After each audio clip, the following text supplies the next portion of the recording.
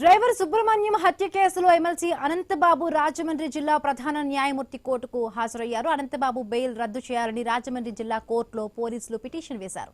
Bail నిబంధనలను ఉల్లంఘించి సాక్షులను ప్రలోభపెట్టారని పిటిషన్ వేశారు. బెయిల్ రద్దు పిటిషన్లో పోలీసులు మరికొన్ని కొత్త అంశాలను చేర్చారు. కొత్త ఎఫ్ఐఆర్ వివరాలను కోర్టుకు సమర్పించనున్నారు. రైట్, మరిన్ని పూర్తి అప్డేట్స్ మా కరెస్పాండెంట్ గణేష్ అందిస్తారు. గణేష్, డ్రైవర్ హత్య కేసులో A1 ముద్దాయిగా ఉన్నటువంటి ఎమ్మెల్సీ అనంతబాబు కేసు ట్విస్టుల మీద ట్విస్టులుగా నడుస్తోంది. ఇవాళ రాజమండ్రి జిల్లా న్యాయమూర్తి ఎదుట అనంతబాబు కొద్దిసేపు క్రితమే హాజరు కావడం జరిగింది. ఎందుకంటే ఈ కేసులో ఉన్నటువంటి సాక్షులు ఎవరైతే ఉన్నారో వారిని ప్రలోభ పెట్టి భయపెట్టి తప్పుడు సాక్ష్యాలు అంటే చెప్పే విధంగా బెదిరించారనే ఆరోపణలతో కాకినాడ సర్పవరం పోలీసులు మరొక క్రిమినల్ కేసు నమోదు చేశారు.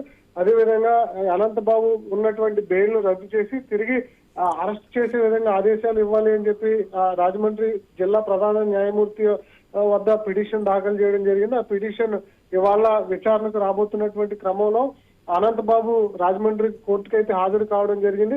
ఎందుకంటే గడిచిన 3 రోజుల నుంచి కూడా అనంతబాబు ఆచూకీ పోలీసులు కనుక్కోవడంలో విఫలమయ్యారు.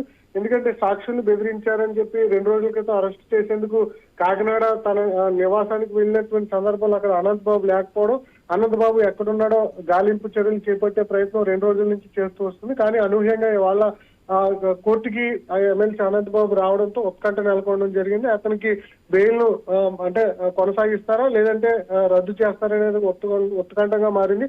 ఒకవేళ బెయిల్ రద్దు చేస్తే పోలీసులు అరెస్ట్ చేసేటువంటి అవకాశం కనిపిస్తుంది. అలా కాకుండా బెయిల్ రద్దు చేయకుండా కొనసాగిస్తే అనంతబాబుకు ఊరట లభించినట్లు అవుతుంది. ఈ అంశంలో రాజమండ్రి కోర్టు ఏం చేయబోతుంది అనేది చూడాల్సి ఉంది. Right, thank you Ganesh.